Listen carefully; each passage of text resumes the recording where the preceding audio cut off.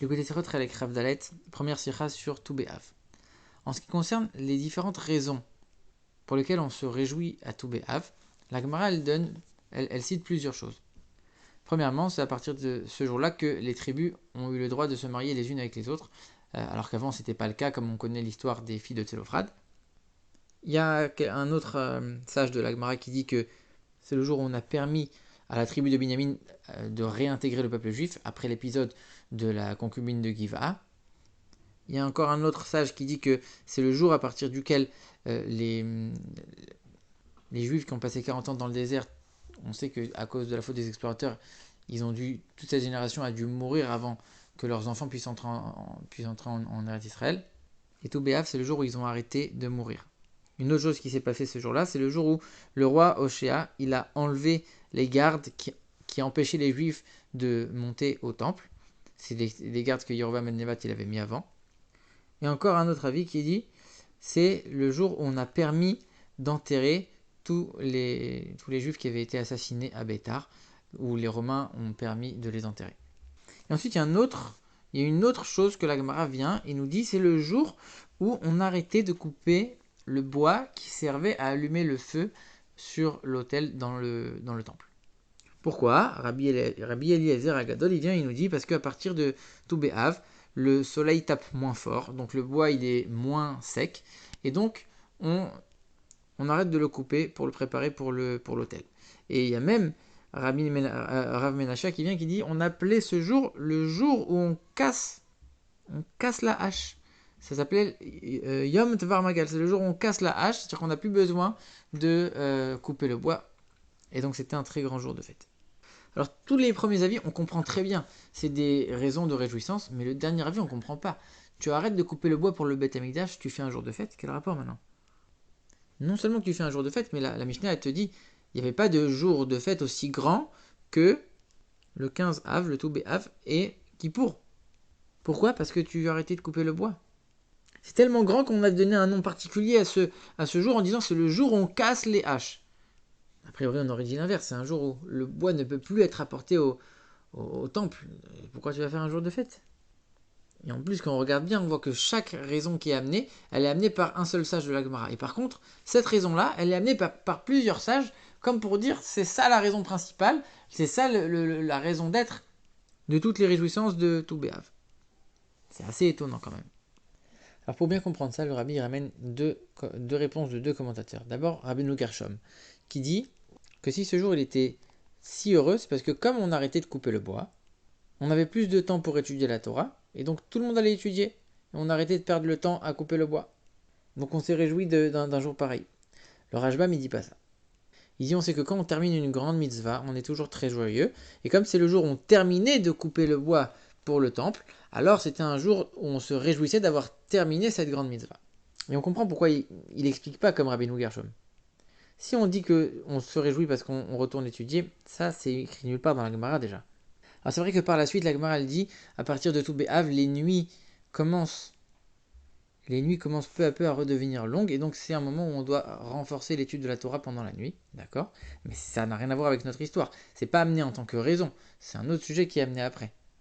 Et puis ça concerne tous les juifs, ça concerne pas uniquement ceux qui coupaient le bois. Et puis même si on commence à réfléchir un petit peu, on voit que c'est sûr qu'ils coupaient pas le bois pendant la nuit, ils coupaient le bois pendant la journée. Donc même si on avait continué à couper le bois, bah quand tu arrives chez toi et que c'est la nuit, tu dois étudier la Torah parce que les nuits deviennent plus longues, donc tu dois être plus étudié pendant la nuit. Donc ici, il n'y a pas de relation directe avec le fait qu'on a arrêté de couper le bois pour le temple. Et puis comment on peut dire qu'on va se réjouir du fait qu'on va dire ah ok on va plus couper le bois, mais c'est une grande mitzvah comme il dit le Rajbam, c'est une grande mitzvah, tu vas te réjouir d'arrêter de faire cette mitzvah, donc tu es en train de quelque part de mépriser la mitzvah, c'est pas joli. Et on voit que le Rajbam il dit que c'était une grande mitzvah, et on peut se poser une question, est-ce que c'était tellement une grande mitzvah? A priori c'était juste quelque chose qui permettait de faire une autre mitzvah, on permettait de faire les sacrifices. Est-ce que c'était vraiment une mitzvah le fait de couper le bois? Et puis on voit que même quand on termine la Torah, donc là on peut dire oui c'est une grande mitzvah terminer la Torah. On n'a pas fait un jour de fête comme où on dit que il y avait le beau jour de fête de toute l'année avec Kippour. Donc qu'est-ce qui se cache derrière cette raison du fait qu'on a arrêté de couper le bois pour le temple? Alors en ce qui concerne le nom de cette réjouissance, comme la Gemara le dit, le jour où on casse la hache, il y a plusieurs opinions. Les Tosfot et Rabbeinu Gershom, ils disent on arrête d'utiliser la hache, c'est juste une expression, on ne va pas vraiment casser la hache. Mais le Rajbam, il dit non. Il dit on cassait véritablement, physiquement, on cassait les haches. Et c'est ça qu'on peut déduire aussi de l'explication de Rashi. Et quelque part, on peut le comprendre parce qu'on nous a déjà dit on a arrêté de couper le bois, donc on sait très bien qu'on a arrêté d'utiliser la hache. Et on vient rajouter, on appelait ce jour où on casse la hache. Si la Gemara elle rajoute ça, c'est forcément pour nous dire que c'était physiquement. On a très bien compris qu'on allait arrêter d'utiliser. Donc si on nous le précise encore, c'est que forcément ça veut dire qu'on cassait vraiment les haches.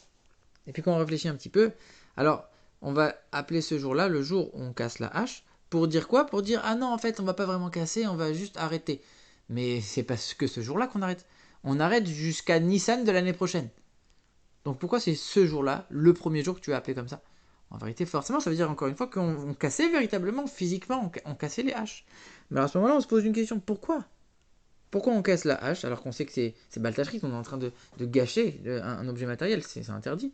Et puis pourquoi tu vas faire de ça tout un Yom Tov, un jour de fête que tu vas appeler avec un nom spécial? Ok, tu casses la hache, mais pourquoi t'en fais tellement quelque chose de si grand? Alors on peut dire ok très bien, tu l'as utilisé pour quelque chose qui est saint dans le temple, tu veux pas la réutiliser pour quelque chose de profane, je comprends, mais ne le casse pas, mets-le de côté.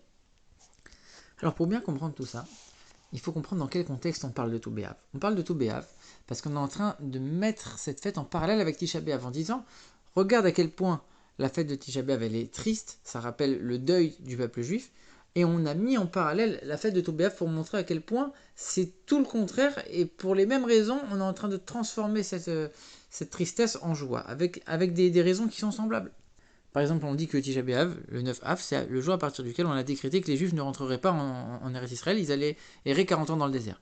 Et bien justement, tout B'Av, c'est le jour où tous les gens qui sont morts dans le désert, ils ont arrêté de mourir. C'est tout le contraire. Pareil pour la ville de Bétar, c'est le 9 Av qu'on a décrété qu'elle allait être complètement détruite. Le 15 Av, on a permis d'enterrer ces morts. Et en ce qui concerne le fait de rentrer en Israël, c'est pareil avec le fait qu'on a permis aux tribus de se marier les unes avec les autres. On s'est plus installé, on est plus rentré un peu plus dans la terre. Et puis quand on regarde que, quand on te dit que tu n'as pas le droit de te marier avec un tel ou un tel, alors tu es en train de dire quelque part la terre elle t'appartient pas vraiment. La preuve c'est que la terre des autres tu peux pas la toucher et la tienne tu peux même pas la donner à qui que ce soit. Donc même celle que toi tu as elle t'appartient pas à 100%. Et quand les tribus ont pu se marier les unes avec les autres, là chacun est devenu le plein propriétaire de toute la terre d'Eretz Israël. Donc encore une fois c'est très lié. Mais en vérité, tout ça, on sait que c'est plein de choses qui se sont passées pendant le 9 Av, mais c'est pas ça la raison principale de la tristesse de Tisha B'Av. On sait tous que la raison principale, c'est la destruction des deux temples. Ça, on est d'accord. Et bien, en parallèle de cette raison principale, tout B'Av, il y a aussi une raison principale qui est correspondante. C'est quoi cette raison principale? C'est le fait qu'on arrêtait de couper le bois pour l'autel du temple. Et pourquoi? Ça, c'est la raison principale qui est mise sur le même plan que la destruction du Beth Amikdash. La destruction du Beth Amikdash est bien sûr, deuxième point, pourquoi il a été détruit? Le deuxième temple, il a été détruit à cause de la haine gratuite. En quoi c'est lié avec cette raison, avec le fait de cesser de couper le bois du temple? En vérité, quand on réfléchit bien, le but du temple, c'est d'apporter des sacrifices et des offrandes. Comme le Rambam il le dit dans sa définition du temple. S'il n'y a pas de bois pour l'autel, on ne peut pas apporter physiquement, on ne peut pas apporter de sacrifice.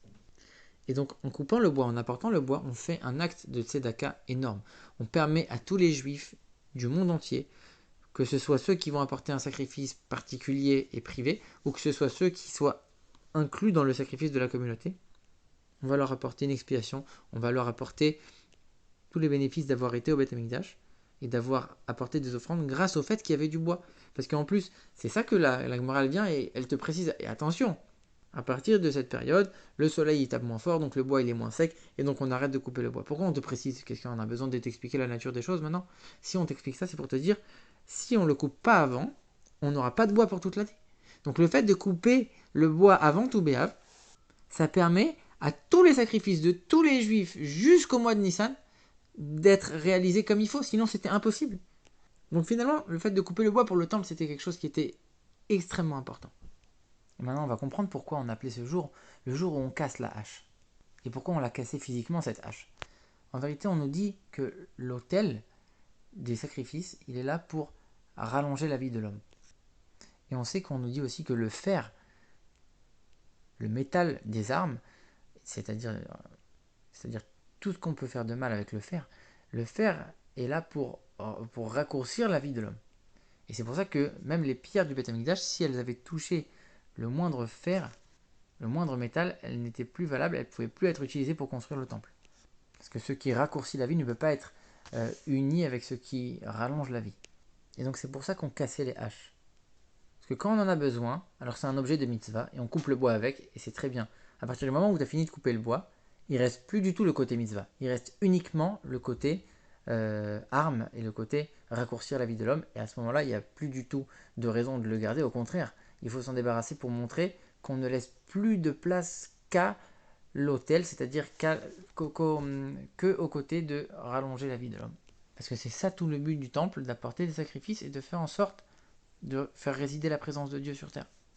Et c'est comme ça que se termine le traité de Ta'anit avec le sujet de Tou B'Av, en nous disant que ce jour-là, les jeunes filles juives dansaient dans les vignes, dans les champs, elles faisaient des rondes, tout ensemble, peu importe les différentes classes sociales, celles qui étaient jolies, celles qui étaient moins jolies, celles qui avaient une famille connue, noble ou pas.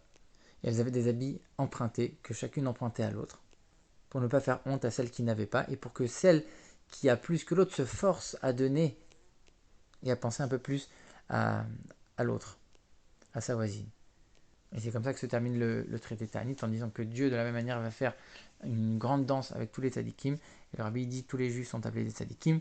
À la fin des temps, quand Mashiach viendra, on fera une grande danse avec Dieu et ce sera le jour où on cassera les haches dans le monde entier. Parce qu'on sait que quand Mashiach viendra, on dit que les armes seront complètement brisées. On ne les utilisera plus du tout parce qu'elles n'auront plus d'utilité, puisque la paix régnera entièrement dans le monde. Et à ce moment-là, on participera à cette danse avec Dieu. On espère que ce sera très vite, avant même le début du jeûne ce soir.